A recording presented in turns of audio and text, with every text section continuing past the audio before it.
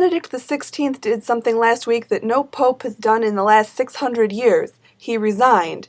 The 85-year-old pontiff, elected in 2005 after the death of Pope John Paul II, said he'll leave office February 28th and retire to a monastery due to advanced age and failing health.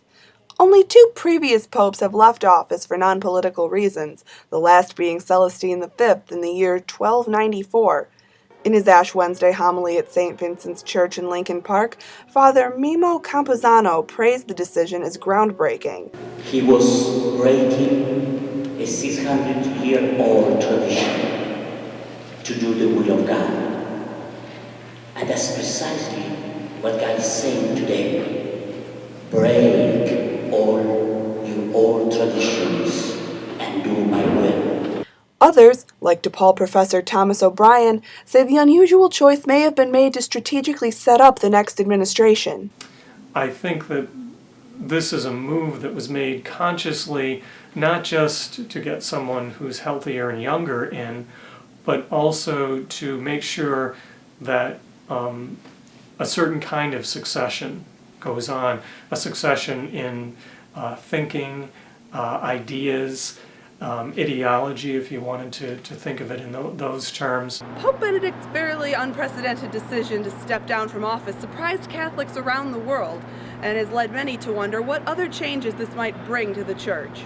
I was kind of shocked because I've never heard of such a thing. Like, I went to Catholic school my whole life, and the Pope's always a big deal, and I'm just accustomed to the Pope being in power, like, until the day of his death. And I think that the fact that he's resigning, it shows that there's more of a shift in the moral standing and social issues. Definitely, I'm very interested in seeing who's going to come next, and I think it's an exciting moment for world history and for just to see who's going to be the leader of this huge church that's 1 billion people. I don't know if change would be brought, but I know unpopular Catholic opinions. I'd like to see some change as far as the pro-life stance and marriage equality.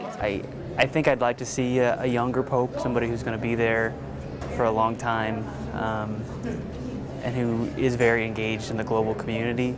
But as far as whether or not that person has views that are more left or right, I don't think it's as important as the best person for the job. While students have a variety of ideas about the next pope, experts are not expecting major changes in the Church's policies on women's ordination, priest celibacy, gay rights, or reproductive rights. I don't see anyone in the current College of Cardinals who would change policies, for instance, on women's ordination, on gay marriage, or many of these other issues that people are currently talking about. On women's ordination, I don't anticipate any change. The question of married priests is a different matter, because that's something that was the case in the first millennium, in the first 1,000 years of Christianity. So that's something within the purview of a pope to open for discussion and to allow it to see change. A more likely change could involve the native country of the new pope. As the Church continues to grow in developing countries, it's possible that a papal candidate could come from Latin America or Africa. It's hard to say what the will of the College of Cardinals will be, but there are certainly candidates who are not European, and that certainly is something that is being talked about, and that therefore it's pressure on the cardinals possibly to look outside of Europe. I think that the current pontiff is telling the coming conclave, the coming electors, that they have to give due consideration to candidates from Africa, Asia, and Latin America. But we can't predict the outcome.